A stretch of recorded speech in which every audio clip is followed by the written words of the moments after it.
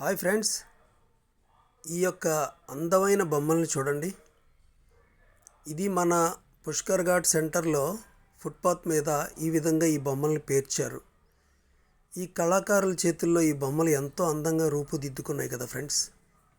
ఈ బొమ్మలు ఉన్న అంత అందంగా వీళ్ళ జీవితాలు ఉండవు ఫ్రెండ్స్. ఎందుకంటే ఈ బొమ్మలకైతే వాళ్ళ శ్రమనంతా ఖర్చు చేసి అందాన్ని తీసుకొస్తారు, కానీ వాళ్ళ జీవితాలకు మాత్రం ఎప్పటికీ అందాలు రావు.